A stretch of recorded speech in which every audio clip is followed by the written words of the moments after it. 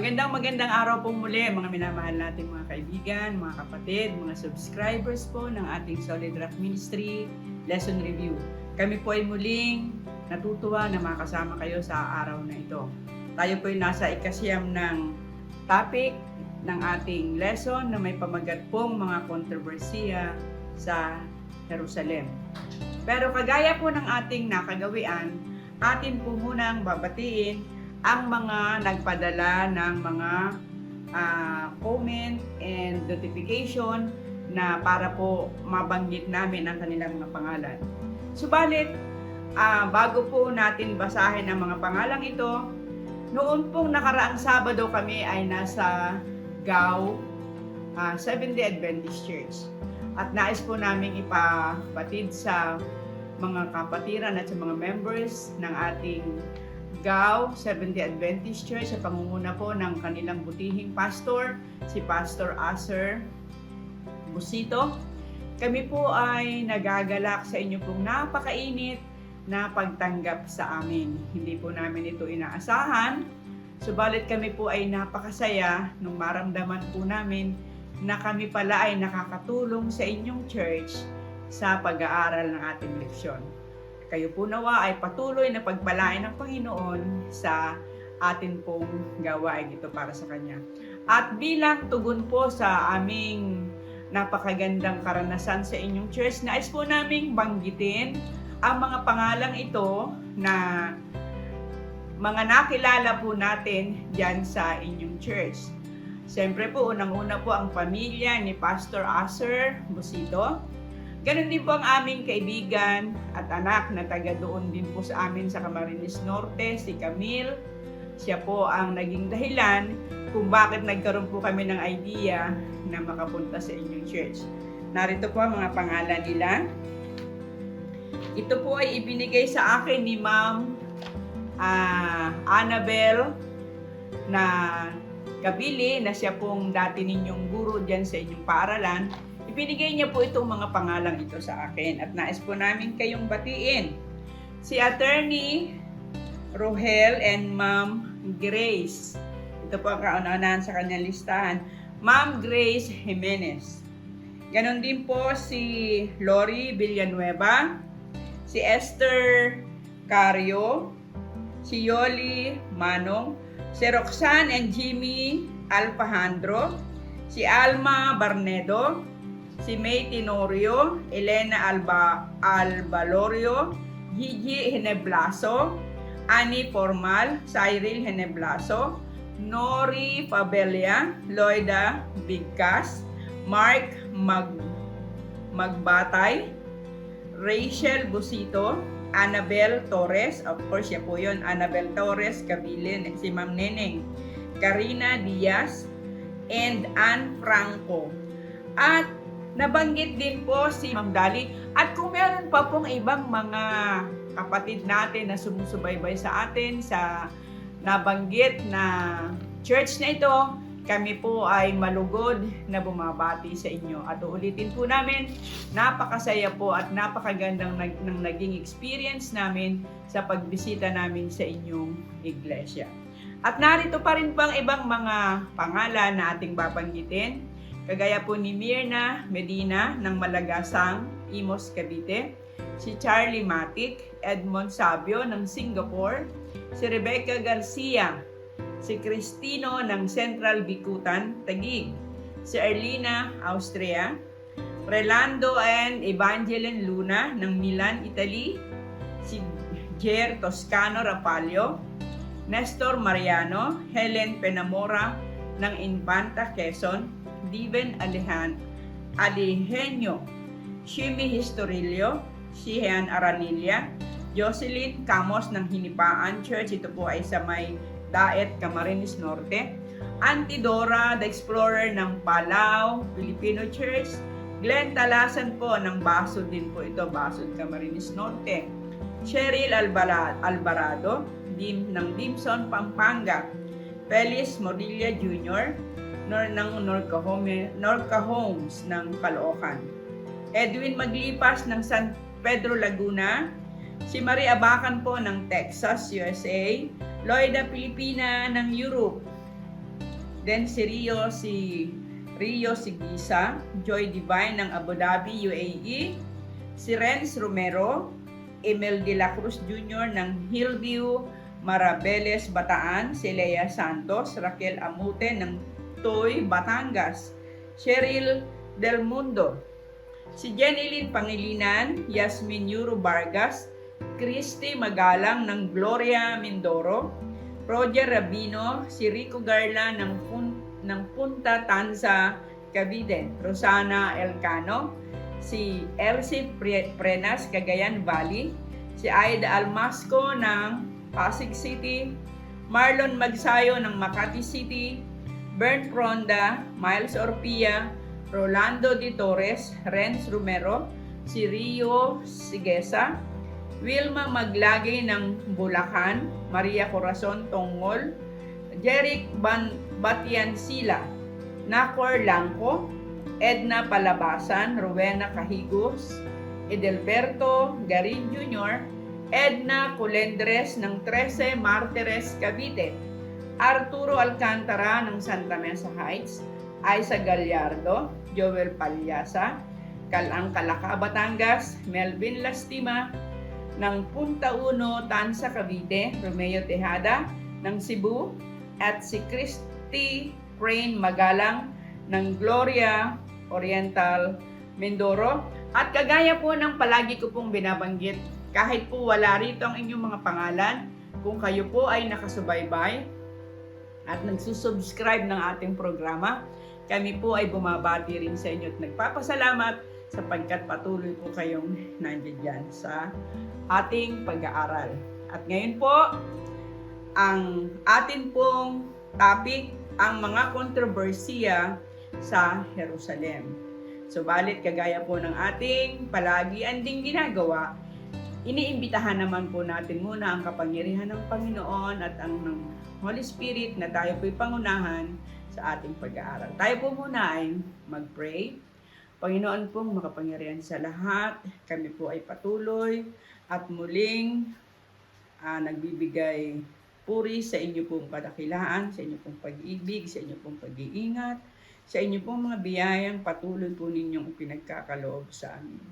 Salamat Panginoon sa pagkaka-establish ng programang ito ng Solid Rock Ministry at amin pong naalaman na marami po talaga kayong mga anak na nakikinabang at natutulungan ng programang ito. Idinadalangin po namin sila sa inyo. At nawa Panginoon, ang pag-aaral namin sa araw na ito, patuloy po kaming pakisamahan at patuloy pong buksan ang aming mga isipan upang ito po'y aming maunawaan sa pangunguna po ni Pastor Levi Puedon.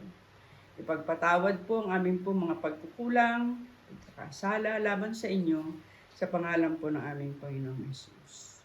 Ang ating pong talatang sa uluhin ay nakikita po natin sa Marcos 11:25.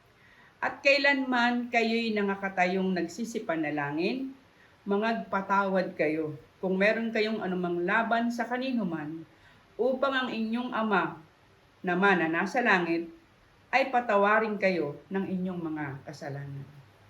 Sa sanlinggong pag-aaral na ito, ay ating titingnan ang 6 na kontrobersiyang hinaharap ni Kristo sa gitna ng mga namumunong pangrelihiyon ng kanyang kapanahunan.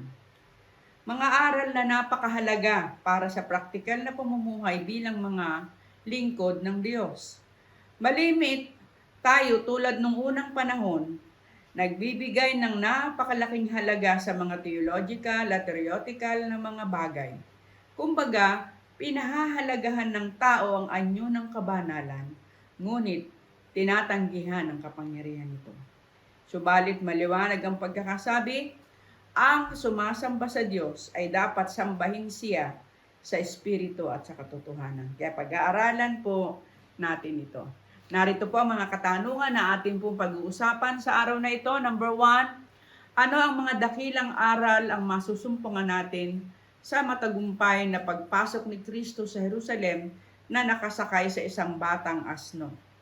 Pangalawa, ano namang napakahalagang aral ang dapat nating matutunan sa pagsumpa ni Kristo sa puno ng igos at paglilinis ng templo? Pangatlo, ano ang pinakadakilang katanungan ang dapat nating masagot sa harapan ni Kristo? At pang-apat, ano ang mahalagang aral ang makukuha natin mula sa tanong ng mga Pariseo at mga Saduceo? At ang panglima po nating katanungan, ito po ang huling tanong, ano ang pinakasentro ng aral na nagmumula sa Diyos? At balikan po natin ang question number 1, ano ang mga dakilang aral ang masusumpungan natin sa matagumpay na pagpasok ni Kristo sa Jerusalem na nakasakay sa isang batang asno? Sige po, atin pong titingnan ano po ang sinasabi ng banal na kasulatan. Ating titingnan dyan sa Marcos 11, 1 hanggang 11. Ano ang sinasabi ng banal na kasulatan? At nang malapit na sila sa Jerusalem, sa Bethphage at sa Betania, sa bundok ng mga olibo ay sinugo niya ang dalawa sa kanyang mga alagad at sa kanila ay sinabi, magsiparoon kayo sa nayong nasa tapat ninyo at pagpasok niyo roon ay masusumpungan ninyo ang isang nakataling batang asno na hindi pa nasasakyan ng sinumang tao. Inyong kalagin siya at dalhin ninyo siya rito. At kung may magsabi sa inyo bakit nyo ginagawa ito, sabihin nyo, kinakailangan siya ng Panginoon at pagdakay ipapadala niya siya rito. At sila'y nagsiyaon at kanilang nasumpungan ng batang asno na nakatali sa pintuan sa labas ng langsangan at siya'y kanilang pinalag. At ilan sa nakatayo roon ay nagsabi sa kanila, ano ang ginagawa ninyo na inyong kinakalagang batang asno? At sinabi nila sa kanilang ayon sa sinabi ni Jesus, at pinabayaan nilang siya'y magsialis. At dinala nila ang batang asno kay Jesus at inilagay nila sa ibabaw ng batang asno ang kanilang mga damit at ito'y sinakyan ni Jesus. At marami ang nagsisipaglatag ng kanilang mga damit sa daan. At ang mga iba'y ng mga sanga na kanilang pinutol sa mga parang. At ang nangasaunahan at ang nagsisisunod ay nangagsisigawan, Hosana, mapalad ang pumaparito sa pangalan ng Panginoon. Mapalad ang kahariang pumaparito, ang kaharian ng ating amang si David, Hosana sa kataas-taasan, at pumasok siya sa Jerusalem sa templo, at nang malingap niya sa palibot-libot ang lahat ng mga bagay at palibhasay hapon na, ay pumaroon sa Betania na kasama ang 12.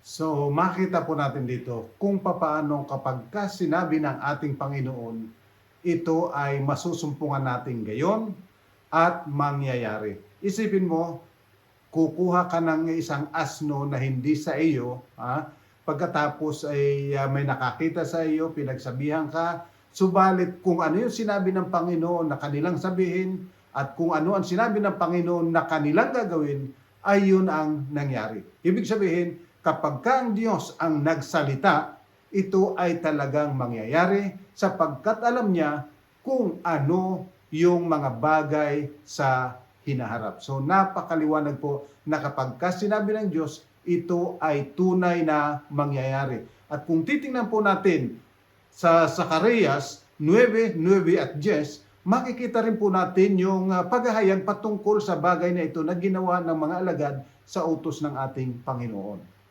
Magala kang mainam o anak na babae ng Sion, humiyaw ka o anak na babae ng Jerusalem. Narito ang iyong hari ay napaparito sa iyo, siya'y ganap at may pagliligtas mapagmababa at nakasakay sa isang asno, sa isang batang asno na anak ng asnong babae. At aking hihiwalay ang karo mula sa Ephraim at ang kabayo'y mula sa Jerusalem at ang mga busog ng pangbaka ay mapuputol at siya'y magsasalita ng kapayapaan sa mga bansa. At ang kanyang kapangyarihan ay magiging sa dagat at mula sa ilog hanggang sa mga wakas ng lupa. So, maliwanag po. Dito po sa talatang ito ay maliwanag na ipinapakilala ng ating Panginoon, siya talaga ang Kristo. Siya talaga yung Mesiyas. Siya yung sinasabi sa banal na kasulatan na maghahari. Datapwat kakaiba nga lamang sa inaasahan ng mga tao. Sapagkat inaasahan ng mga tao, lalo't higit yung mga Hudyo, na kapag dumating yung Mesiyas, siya ay maghahari at makikipagbaka, makikipaglaban sa mga hari sa sanglibutan. Datapwat maliwanag po ang sinasabi ng banal na kasulatan, siya ay mapagpakumbaba, siya ay Panginoon ng kapayapaan, siya ay mangangaral ng katuwiran, at hindi yung mga kayabangan na iniisip ng mga tao. Siya ay maghahari sa kapayapaan. Ang wika, yung busog na pangdigma ay gagawing mga gamit o instrumento para sa paghahalaman. Ibig sabihin, kapayapaan ang nais ng ating Panginoon, hindi kagaya ng kahariang dito sa lupa na puro digmaan ang nasa isipan, puro pakikipaglaban, pagsakop at pag-aalipin. Datapwat sa Panginoon, kalayaan, kaligtasan at kapayapaan ang kanyang tataglayin. At pasalamatan po natin ang Diyos na ito yung kanyang panukala. Hindi kagaya ng inaasahan o kagaya ng nakikita natin sa sanlibutan ito na kapangyarihang mapang-opresa, mapang-api o kaya'y mapagmataas na namamanginoon. Sa Panginoon, ang paglilingkod, ang pinakamahalaga, kapayapaan, kaligtasan, ito ang nasa puso ng ating Panginoong Diyos. Okay, at ngayon naman po sa pangalawa nating katanungan, ano namang napakahalagang aral ang dapat nating matutunan sa pagsumpa ni Kristo sa puno ng igos at paglilinis ng templo? So, ito po ay isang mahaba-habang talata, subalit napakahalaga po na ating maunawa ang mabuti ito. Sa talatang 12 hanggang 25 o 26, tingnan po natin ano ang sinasabi. At sa kinabukasan, pagkaalis nila sa Bitanya ay nagutom siya, at pagkatanaw niya sa malayo ng isang puno ng igos na may mga dahon ay lumapit siya, na baka sakaling makasumpong doon ng anuman. At nang siya'y malapit sa kanya ay wala siyang nasumpong anuman kundi mga dahon, sapagkat hindi panahon ng mga igos. At sumagot si Jesus at sinabi rito, sino mang tao'y hindi kakain ng iyong bunga mula ngayon at magpakailanman. At ito'y narinig ng kanyang mga alagad. At nagsidating sila sa Jerusalem at pumasok sa templo at nagpasimulang kanyang itinaboy ang nangagbibili at nagsisibili sa loob ng templo at ginulo ang mga dulang na nangagpapalit ng salapi at ang mga upuan na nagbibili ng mga kalapati. At hindi niya ipinahintulot na sino man ay magdala ng anumang sisidlan sa templo. At siya'y nagturo at sinabi sa kanila, hindi baga nasusulat ang aking bahay at tatawaging bahay panalanginan na lahat ng mga bansa? Datapwat ginawa ninyong yungib ng mga tulisan? At yao'y narinig ng mga pangulong saserdote at mga eskriba at pinagsikapan kung papaanong sila'y kanilang maipapapuksa sapagkat nangatatakot sila sa kanya dahil sa buong karamihan ay nanggigilala sa kanyang aral. At gabi-gabi lumalabas siya sa bayan at sa pagdaraan nila pagka umaga ay nakita nila na ang puno ng igos ay tuyo na mula sa mga ugat. At sa pagkaalaala ni Pedro ay sinabi sa kanya, Rabi, narito ang sinumpa mong puno ng igos ay natuyo. At pagsagot ni Jesus ay sinabi sa kanila, magkaroon kayo ng pananampalataya sa Diyos. Katotohanan ang sinasabi ko sa inyo, ang sino mang magsabi sa bundok na ito, mapataas ka at mapasugba ka sa dagat, ay hindi mag-aalinlangan sa kanyang puso, kundi mananampalataya na mangyayari ang sinabi niya, ay kakamtin niya yaon. Kaya nga, sinasabi ko sa inyo, ang lahat ng mga bagay na inyong idinadalangin at hinihingi, ay magsasampalataya kayo na inyong tinanggap na at inyong kakamtin. At kailanman kayo'y nangakatayong nagsisipanalangin, magpatawad kayo. Kung meron kayong anumang laban sa kanino man upang ang inyong ama naman na nasa kalangit, ay patawarin kayo ng inyong mga kasalanan. So, mga minamahal, katulad po ng puno ng igos, yung pananampalataya, yung paglilingkod ng mga Hudyo ay hindi kinakitaan ng marapat na bunga. Alam po ninyo mga minamahal, ang ating pong paglilingkod sa Diyos ay inaasahan ng Diyos na magbubunga ng karakter na bunga ng banal na Espiritu. Datapwat kung ito ay hindi masumpungan, gaano man kaganda yung ating mga programa, gaano man tayo ka-stricto sa ating mga ginagawa, mga minamahal, yan ay pagiging tulisan laban sa Panginoon na kinakailangang linisin, kinakailangang maalis. Napakahalaga ng bunga. Kaya mga minamahal, Ito yung sinasabi sa banal na kasulatan na kinakailangan makita sa atin ang pag-ibig ng Diyos, ang katwiran ng Diyos, ang kapayapaan ng Diyos. Otherwise, lahat ng ating ginagawa ay gawain ng isang tulisan. Ninanakawan natin ang Diyos ng kanyang kaluwalhatian at dinadalahan natin ng kahiyahiyang mensahe ang pangalan ng ating Panginoon. Kaya kinakailangan makita po sa ating buhay ang bunga. At kagaya nung puno ng igos, susumpain tayo ng Panginoon kung hindi mamunga. Kung puro dahon, andyan sa atin yung lahat ng tamang teolohiya, lahat ng tamang teorya, tamang doktrina, datapwat ang ugali natin ay nananatiling ugali ng kaaway. Isang malaking sumpa sa harapan ng Diyos ito at tayo ay susumpain. Kaya sabi ng Panginoon doon sa iglesia ng Efeso, iniwan nyo ang inyong unang pag-ibig. Kaya ang wika, alam ko yun yung mga ginagawa. Subalit, kung hindi kayo magbabago, ako'y paririyan sa inyo at aalisin ko ang liwanag, ang ilaw sa inyo. Yan ang sinasabi ng ating Panginoon. So, ibig sabihin, kapag kayong pag-ibig, yung kapayapaan, yung pagkakaisa na kasama ang Panginoon, nawala. Lahat ng ating ginagawa ay kagaya lang ng gawain ng isang tulisan. At alam po natin kung ano sinasabi ng Galatia 5:22 hanggang 23 patungkol sa bunga ng banal na espiritu. Siguro magandang basahin pa rin natin para ating masariwa. Datapwat ang bunga ng Espiritu ay pag-ibig, katuwaan, kapayapaan, pagpapahinuhod, kagandahang loob, kabutihan, pagtatapat, kaamuan, pagpipigil laban sa mga gayong bagay ay walang kautusan. So, maliwanag po yan, sinasabi ng banal na kasulatan. At kagaya ng sinabi ni Pablo, kung wala ang pag-ibig, anumang ating ginagawa, anumang kapangyarihan mayroon tayo, ang wika niya ay it's like a tinkling cymbal. Maingay na simbalo na walang kwenta sa harapan ng Diyos. Okay po, at ngayon po sa ating pangtatlong katanungan, ano ang pinakadakilang katanungan ang dapat nating masagot sa harapan ni Kristo? Ayan, ito po mahalagang atin naman muling unawain sa talatang 27 hanggang 33. Ano po yung sinasabi? At sila'y nagsiparoong muli sa Jerusalem, at samantalang lumalakad siya sa templo, ay nagsilapit sa kanya ang mga pangulong saserdote at ang mga eskriba at ang matatanda. At sinabi nila sa kanya, sa anong kapamahalaan ginagawa mo ang mga bagay na ito? At sino ang sa iyo nagbigay ng kapamahalaan ito upang gawin mo ang mga bagay na ito? At sa kanila sinabi ni Jesus, tatanungin ko kayo ng isang tanong at sagutin ninyo ako, at aking sasabihin sa inyo, kung sa anong kapamahalaan ginagawa ko ang mga bagay na ito.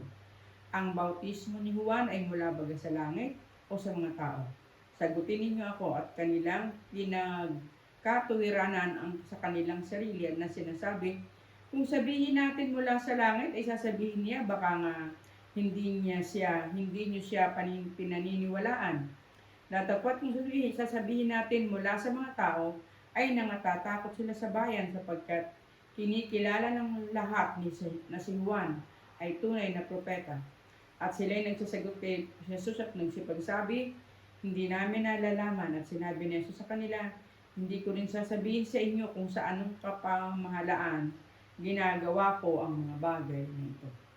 So, isang katanungang napakahalaga. Kaninong kapangyarihan ginagawa mo ang iyong ginagawa? Sa ating pong iglesia, yan po ang tatandaan natin. Sa ating pamilya, sa ating kapatiran, kaninong kapangyarihan ginagawa mo ang bagay na ito?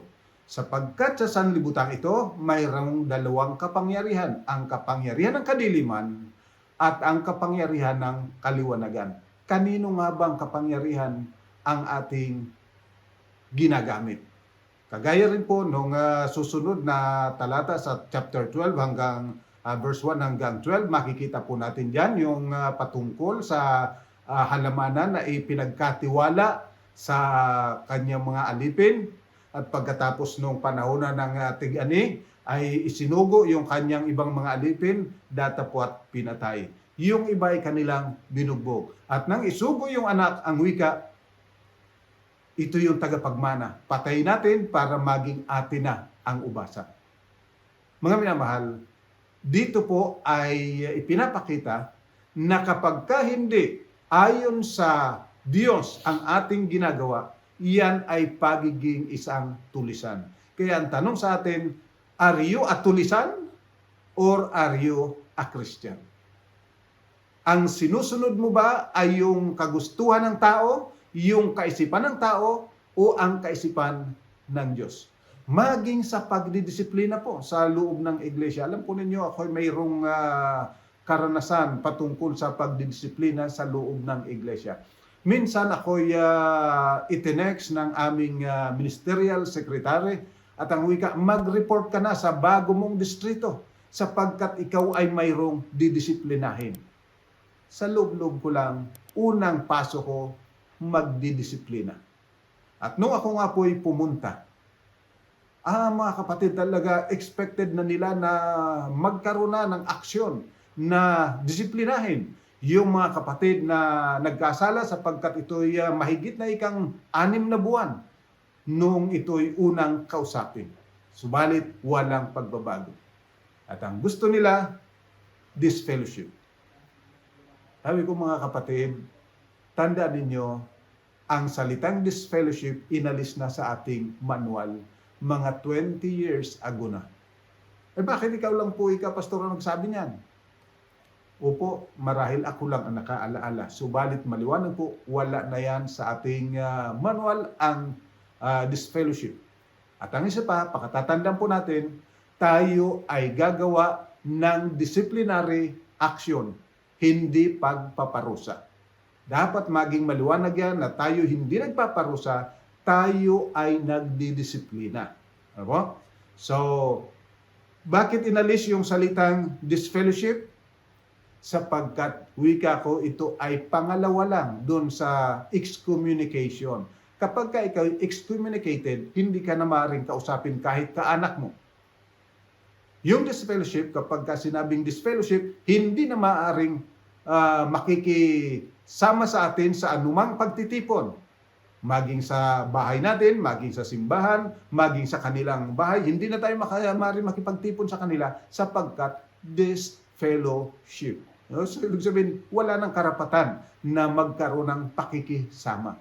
Datapwat ang nasa manual po natin, ang wika ko, ay removal from membership.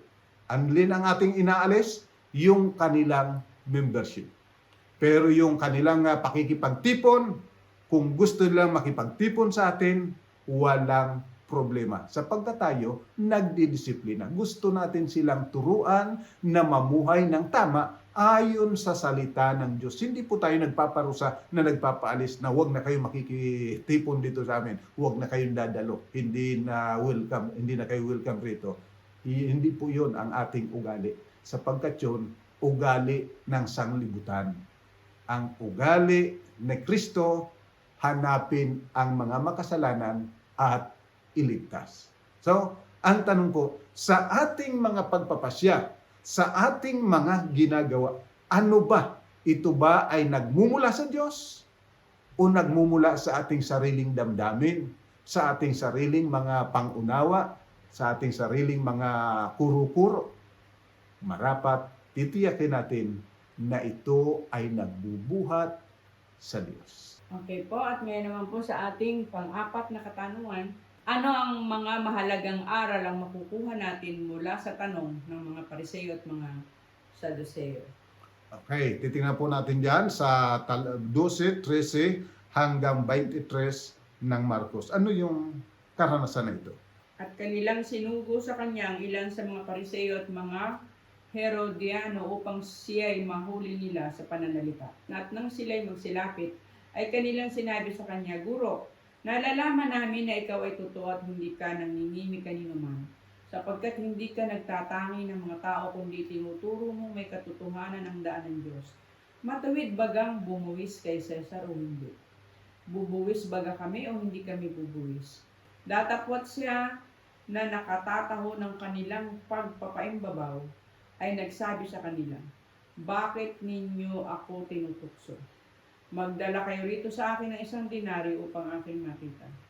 At dinalhan nila at sinabi niya sa kanila, "Kanino ang larawang ito at ang nasusulat?" At sinabi nila sa kanya, "Kay Cesar." At sinabi sa kanila ni Jesus, "Ibigay niyo kay Cesar ang kay Cesar, at sa Diyos ay ang sa Diyos." At sila'y nanggilalas na mainam sa kanya. At nagsilapit sa kanya ang mga Saduceo na nagsasabi na walang pagkabuhay na maguli, at siya'y kanilang tinanong na sinasabi, "Guro, isinulat sa amin ni Moses, kung ang kapatid na lalaki ng isang lalaki ay mamamatay, at may maiwang asawa at walang maiwang anak, ay kukunin ng kanyang kapatid ang kanyang asawa at bigyan ng anak ang kanyang kapatid. May 7 lalaking magkakapatid at nag-asawa ang panganay, at nagmamatay ay walang naiwang anak. At nag-asawa sa bao ang pangalawa at namatay na walang naiwang anak, gayon din ang pangatlo. At ang ikapito'y walang naiwang anak. Sa kahuli-hulihan ng lahat ay namatay. Sa kahuli-hulihan ng lahat ay namatay naman ang babae. Sa pagkabuhay na mag-uli, sino sa kanila ang magiging asawa ng babae sapagkat siya ay naging asawa ng 7? So, maliwanag po ang makikita natin. Ang tao, kapag ka ayaw sumunod, ang daming palusot. Panginoon, marapat ba na kami ay magbuwis kay Cesar o hindi? Alam po ninyo, nauunawaan nilang marapat yon. Subalit, naghahanap lang sila ng mga palusot. Naghahanap lang sila ng maiaakusa sa ating Panginoon.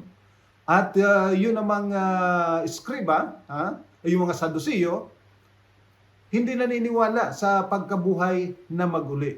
Kaya naghanap sila ng mga talata na maaaring sumuporta doon sa kanilang paniniwala. Mga minamahal, kapag ka ang tao talaga ayaw sumunod, ang daming palusot. Subalit tatanda natin ang sagot ng ating Panginoon, "Bakit ninyo ako tinutukso?" Alam po ninyo, kapag ka tayo ay maraming mga palusot, sa halip na tayo'y sumunod, ang wika ng Panginoon, "Bakit ninyo ako tinutukso? Bakit ayaw kayo sumunod? Bakit ako'y nilalabanan ninyo?" Kagaya ni Pablo, ang sabi ng Panginoon, mahirap na sumigad sa matulis. Bakit? Sa konsensya ni Saul, alam niya na mali yung kanyang ginagawa. Kaya lang yung kinagis na niyang aral ay hindi ganito. Kaya yun ay kanyang pinanindigan.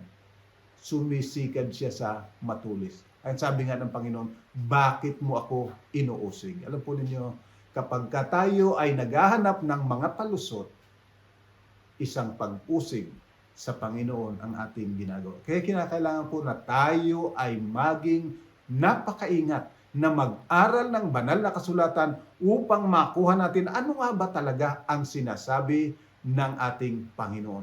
Kasi kung maghahanap ka ng palusot, marami ka pong makukuhang talata sa banal na kasulatan. Yan ang dahilan kung bakit libo-libo na ang mga denominasyon sa sanglibutan, sapagkat ang tao mahilig sa mga palusot.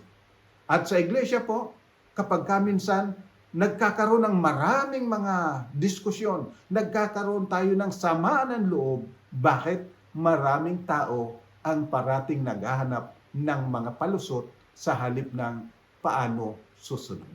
Okay, at ngayon po nasa huli na tayong katanungan. Number 5, ano ang pinakasentro ng aral na nagmumula sa Diyos? Yan, ito po napakahalaga sapagkat kung ito ay wala sa atin, lahat ng ating ginagawa, baliwala. Tingnan natin diyan sa talatang 28 hanggang 34, ano ang sinasabi. At lumapit ang isa sa mga eskriba at nakarinig ng kanilang pagtatalo. At palibhasa ay nalalamang mabuti ang pagkasagot niya sa kanila. Ay tinanong niya siya, ano baga ang pangulong utos sa lahat? At sumagot si Jesus. Ang Pangulo ay pakinggan mo, Israel, ang Panginoon natin Diyos, ang Panginoon ay iisa. At iibigin mo ang Panginoon mong Diyos ng buong puso mo at ng buong kaluluwa mo at ng buong pag-iisip mo at ng buong lakas mo. Ang pangalawa ay ito, iibigin mo ang iyong kapwa na gaya ng iyong sarili. Walang ibang utos na higit sa mga ito. At sinabi sa kanya ng eskriba sa katotohanan, Guro, ay mabuti ang pagkasabi mo na siya iisa at wala nang iba liban sa kanya. At nang siya ibigin ng buong puso, ng buong pagkaunawa at ng buong lakas, at ibigin ang kapwa niya na gaya ng sa kanyang sarili, ay higit pa kaysa lahat ng mga handog na susunugin at manghahain. At nang makita ni Jesus na siya sumagot na may katalinuhan, ay sinabi niya sa kanya, hindi ka malayo sa kaharian ng Diyos, at walang tao pagkatapos noon na nangahas na tumanong pa sa kanya ng anumang tanong. So mga minamahal, napakaliwanag po ng sinasabi ng banal na kasulatan. Ang pinaka-pangunahin, ang pinaka-pangulo. Sa ibang translation po sa New International Version, ang wika ay the priority. Yung pinaka-mahalaga sa kautusan. Ibigin ang Diyos ng buong puso, ng buong kaluluwa, ng buong pag-iisip, ng buong lakas. Yan ang pangunahin. At ang pangalawa, ang wika ng Panginoon ay katulad rin nito. Ibig sabihin, equal footing. Iibigin mo ang Diyos ng buong puso mo at ang iyong sarili upang maibig mo ang iyong kapwa na kagaya ng iyong sarili. So, anong ibig sabihin dito? Kinakailangang iibigin po natin ang ating sarili upang maibig natin ang Diyos. Ibig sabihin, tanggapin natin na tayo ay mga anak ng Diyos. Tanggapin natin kung anong mayroon tayo na yan ay pagpapalang mula sa Diyos. At kapag ka hindi mo tanggap, halimbawa, hindi mo tanggap yung porma ng iyong ilong, hindi mo tanggap yung kulay ng iyong balat, hindi mo tanggap yung hugis ng iyong katawan, papaano mong iibigin ang iyong kapwa? Na kapag ka ang kapwa mo ay nagkukwentuhan, tumingin sa iyo at ngumiti, iisipin mong pinagtatawanan ako nito. Bakit? Dahil hindi mo iniibig yung iyong sarili. Ibig sabihin, hindi mo rin iniibig ang Diyos ng buong puso mo, ng buong kaluluwa mo, ng buong katawan mo. Bakit? Nagrereklamo ka sa iyong forma, sa iyong outward appearance. Hindi ka nakukontento. So, hindi mo maaaring ibigin ang Diyos at hindi mo rin maaaring ibigin ang iyong kapwa. It's either na ang tingin mo sa iyong kapwa, minamaliit ka, o kaya naman, titingnan mo ang iyong kapwa na iisipin mo, mas higit ka kaysa sa kaniya. Bakit po? Ay dahilan hindi mo tanggap na mabuti kung ano ikaw. At doon po nag-uumpisa yung napakaraming problema sa sanglibutan ito. Yung hindi natin pagtanggap sa kung ano tayo. Kaya dito po sinasabi, ibig sabihin, sabi nga ni Pablo, magpasalamat kayo sa lahat ng bagay sa Panginoon sapagkat yan ang kalooban ng Diyos sa inyo kay Kristo Jesus. Si Pablo man ay nanalangin, Panginoon, alisin mo itong tinik sa aking katawan. At ang wika niya, 3 beses siyang humiling. Subalit ang sagot ng Panginoon, ang aking biyaya ay sapat para sa iyo. Sapagkat kung saan ka mahina, naandun ang aking kalakasan. Alam po ninyo, ang Panginoon ay nagmamahal sa atin, nagpapahalaga sa atin. At tayo ay maganda lahat sa harapan ng Panginoon. Tayo lang ang naglalagay ng mga layer-layer ng kagandahan. Subalit sa Panginoon, tayo ay pantay-pantay, kapwa mahalaga sa kanyang banal na harapan. Kaya nga tayo ay binigyan ng Diyos nitong ating katawan at binigyan din tayo ng kakayanan. Ibig sabihin, kung iniibig mo ang iyong sarili at gusto mong ibigin ang iyong kapwa, improve yourself. Hindi dahilan sa pakikipagkumpetensya, kundi sa pagkilala na ikaw ay binigyan ng Diyos ng kapasidad upang matuto at lumago. Ano mo? Upang tayo ay maging nakapaglilingkod sa ating kapwa. Sapagkat kung wala ito, tayo po ay walang halaga sa Panginoon. Kaya maging po sa mga paglilingkod natin, kinakailangang maglilingkod tayo ng buong puso, ng buong galak. Huwag nating iisipin, napakaliit naman ng sweldo, so laylo lang tayo.